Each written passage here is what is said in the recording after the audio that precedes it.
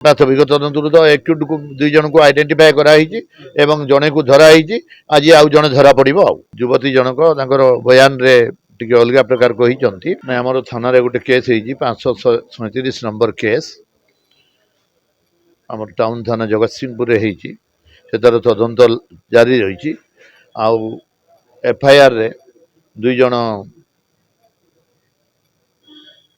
ଅଜଣା ବ୍ୟକ୍ତି ଏହି ଦୁଷ୍କର୍ମ କରିଛନ୍ତି ବୋଲି ତାଙ୍କର ବାପା ଅଭିଯୋଗ କରିଛନ୍ତି। ତାପରେ ଆମର ପୋଲିସ ଟିମ୍ ଗୁଡ଼ାକ ଗଠନ ହେଇଥିଲା। ଆମେ ଏକ୍ୟୁଜ୍କୁ ଆଇଡେଣ୍ଟିଫାଏ କରିଛୁ। ଆଉ ଗୋଟିଏ ଏକ୍ୟୁଜ୍କୁ ଅଲରେଡ଼ି ଆମର ଏପ୍ରିହେଣ୍ଡ କରାହେଇଛି। ତାକୁ ପଚରା ଉଚରା ଜାରି ରହିଛି। ଆଉ ଗୋଟିଏ ଯେଉଁ ପିଲା ତାକୁ ମଧ୍ୟ ଆଜି ନିଶ୍ଚିତ ରୂପରେ ଅଣାଯିବ ଏବଂ 2 ଜଣକୁ ଏରେଷ୍ଟ ପରେ ମେଡିକାଲ ଏକ୍ସାମିନେସନ ପରେ କୋର୍ଟ ଚାଲାଣ କରାଯିବ। ନାଇଁ ସେଟା ସେ ପଳେଇ ଯାଇଥିଲା ଅନ୍ୟ ଆମର ଜିଲ୍ଲାର ପାଖ ଜିଲ୍ଲାକୁ ପଳେଇ ଯାଇଥିଲା। ସେଠି ତାକୁ ଯାଇକିରି ସେଠୁ ଧରା ହେଲା। ପ୍ରାଥମିକ ତଦନ୍ତରୁ ଏଇ ଦର୍ଶନ ହେଇଛି। ସେଟା ତ ଡାକ୍ତର କହୁଛନ୍ତି, ସମସ୍ତେ କହୁଛନ୍ତି, ସେ ବି ରିପୋର୍ଟ କରୁଛନ୍ତି।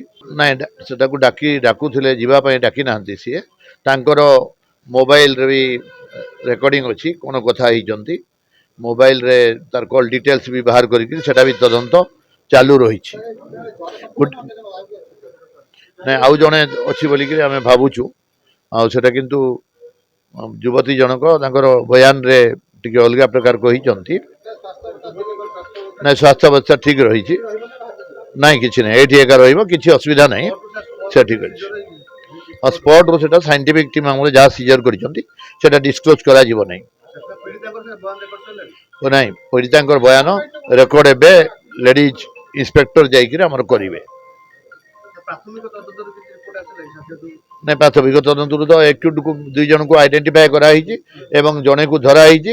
ଆଜି ଆଉ ଜଣେ ଧରା ପଡ଼ିବ। ଆଉ